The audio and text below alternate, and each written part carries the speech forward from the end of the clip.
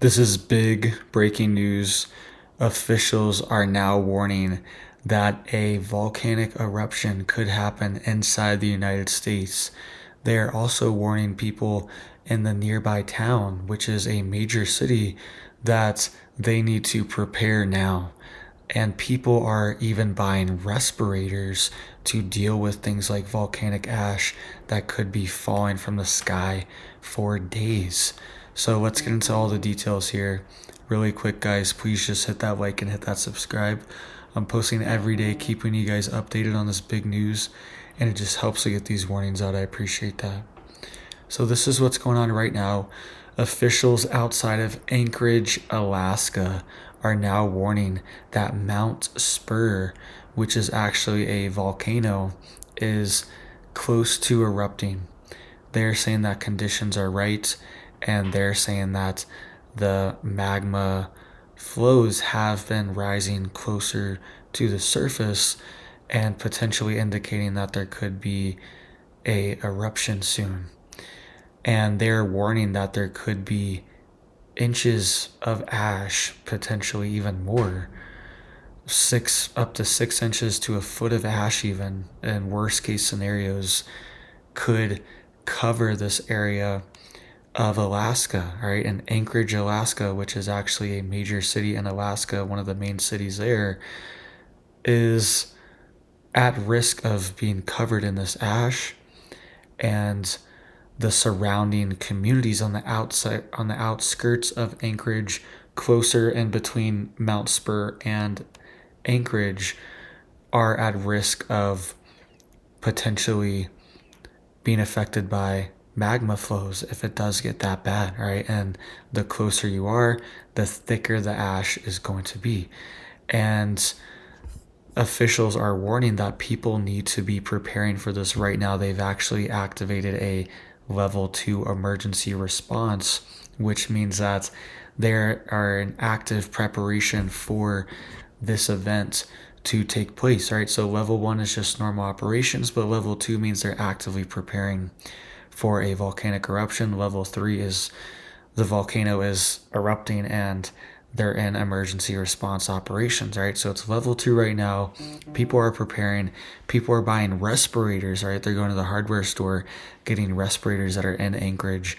And the last time this thing blew was actually in 1992, all right? So we could also see potential earthquake activity related and coordination with this too. So we could see a big earthquake happen around the same time as the volcano erupting, Mount Spurr.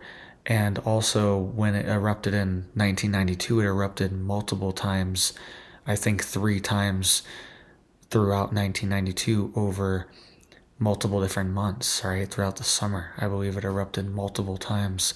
So that could happen as well too, all right? So I want you guys to listen to this report here. This is from local Alaska's news source, and I want you just to listen to it, and then we will talk more about what is going on after. But this has some good information in it. We turn now to Olivia Nordyke, who tells us why the municipality of Anchorage is choosing to bump up their emergency response activation. Olivia? Although it's not certain when or if Mount Spurr will even erupt, the municipality of Anchorage has raised their emergency operation activation level to level 2. They tell us level 2 acknowledges a potential safety threat could be raised if necessary. Anchorage Municipal Manager Becky Wint Pearson tells us it's a choice made with preparation in mind. What that really means is just that they're preparing in an organized way. Level 1 is daily operations. They're not preparing for anything specifically. They are monitoring various different events and just they're ready to go in the event that there is an emergency. Level 2 means they've identified something that they're going to put together some preparation for. In January, the municipality warning was raised to a level 2 prior to extreme winds in the south central region. Wint Pearson tells us now the information about Spurr is circulating. The municipality is making the move to ensure different community needs can be met when or if the time comes. There's a lot of communication element to this, making sure that the community is prepared for potential impacts to vehicles, for potential impacts to technology. We're going to be pushing out some more information about what should you do with ashfall on your property, et cetera. So Again, that will be a critical piece, I think, of this incident. Anchorage residents in Midtown tell us they're certain preparation is a good idea, and hearing about an activation level 2 seems appropriate. One man we spoke with was buying a respirator moments earlier. I've done some research on the last time it erupted. Just want to stay safe, Heard that the ash could last a few days, not get to breathe in, so figured I'd come down to Home Depot, buy a respirator. Some even sounded ready to get it over with. Actually thankful that they've raised the level because I'd like to get it over with. The trepidation can wear on a person, the anticlimactic feeling of knowing it's going to blow, but not quite yet, not today, maybe tomorrow. Yeah, I'd like to see it go red and get it over with. As we've said today, there is still not certainty that the volcano will erupt, but we'll have the latest updates for you and more information about what you can do to prepare here on Alaska's News Source. Imagine. All right, so you heard that there. That's what's going on right now in Anchorage. And people are getting ready.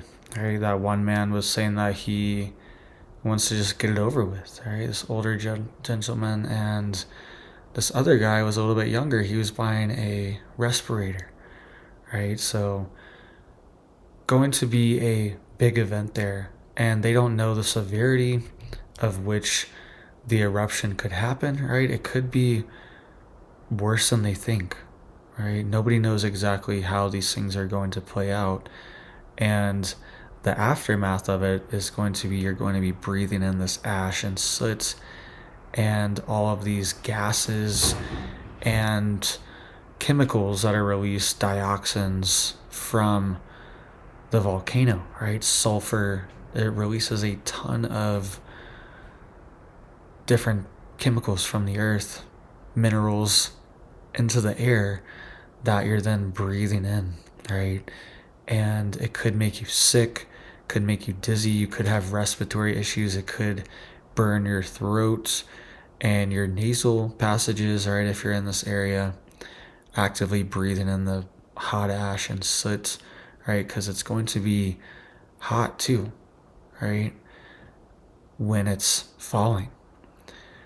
So make sure you're getting prepared for this. If you're in this area, make sure you are stocked up so you can potentially stay in your home for a few days, at least, bare minimum, probably a few weeks. You want to be able to just not leave your home if you can, and that way you can, because if this happens, things are going to shut down anyways. This last time this happened in 1992, it shut down the airport for days, and it shut down all aviation travel as well too in Alaska, which a lot of it, that's how you get around there, okay?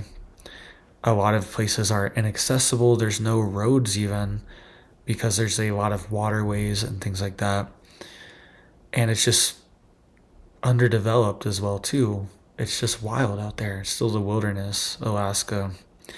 At least a lot of it is. And a lot of these homes, stores, towns, you have to fly there, right?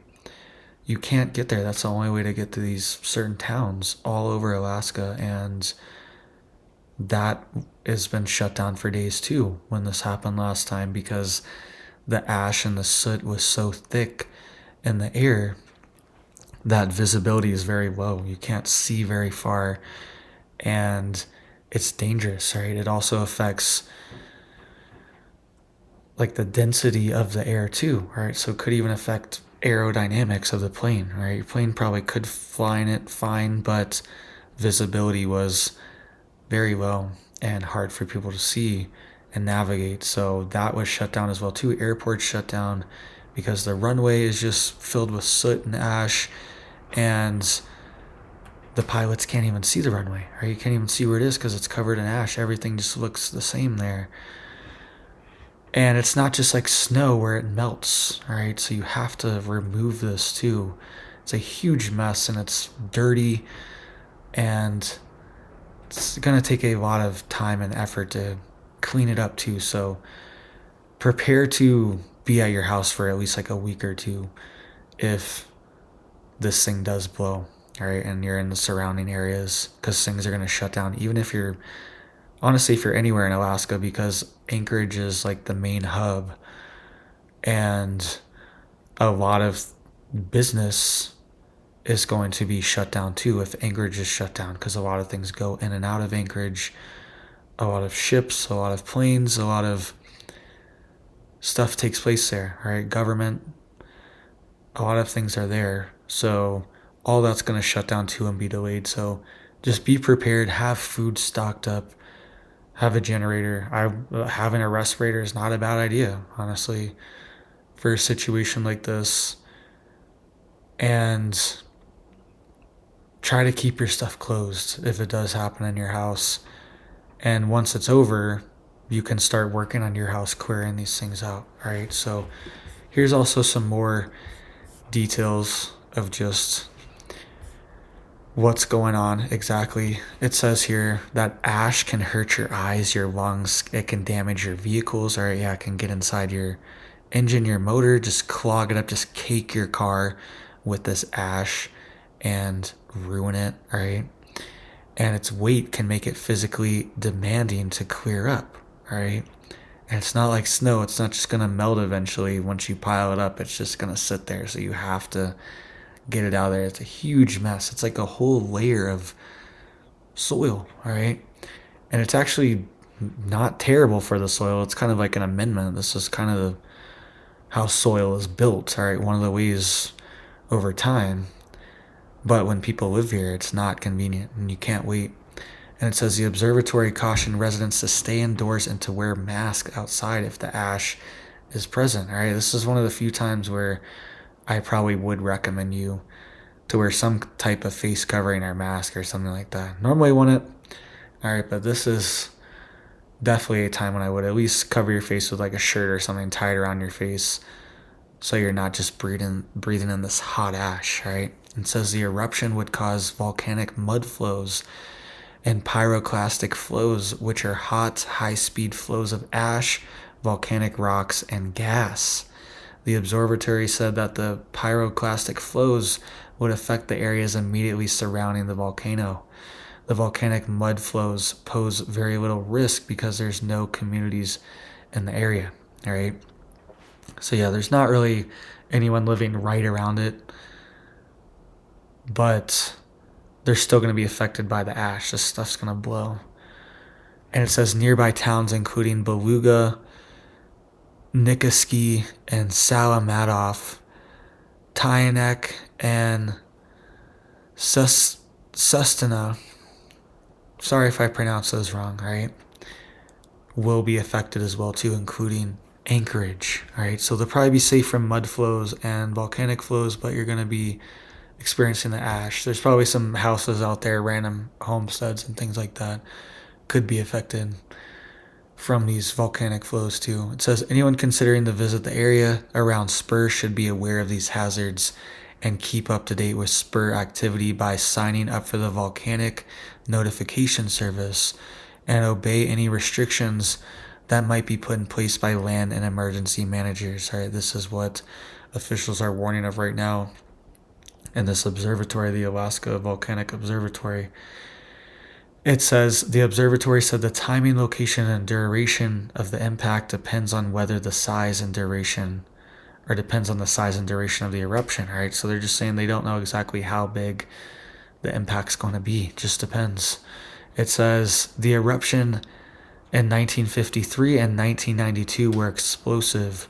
In the 1953 eruption, a single powerful blast about an hour long created a plume that was 30,000 feet high. Crazy. It's one of these things that it would be frightening, concerning to be there around it to see, but it also one of these things once in a lifetime to see it too. It'd be kind of cool to see it, as long as you were safe, all right? It says here about a 1/4 inch of ash fell on Anchorage, shutting down what is known as the Ted Stevens Anchorage International Airport for 2 days. It says in 1992, the volcano's eruption sparked 3 explosions that occurred in June, August, and September. and the plume from the first explosion reached 47,500 feet. Wow, it's crazy. So that's even 17,500 feet more than the 1953 one.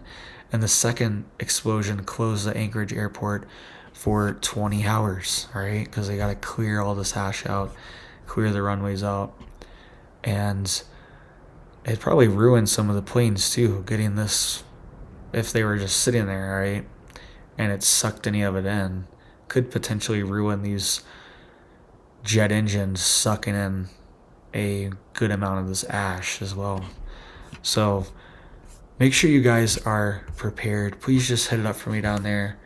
If you're still watching here, I appreciate it, guys, because these things are happening all over our country, right? All these different things, and it's just important for people to know, right? And I want to know too. It's interesting to know about, and it's also just about being prepared as well too, and applying it to your area. Maybe you don't have a volcano, but maybe you have wildfires, or maybe you have hurricanes or flooding or these things, and you should be getting prepared for those as well too. All right. And who knows, we might even see this might even trigger some activity further down the line in places like Yellowstone, something like that. I'm not saying it's going to, but that's how a lot of this tectonic activity works.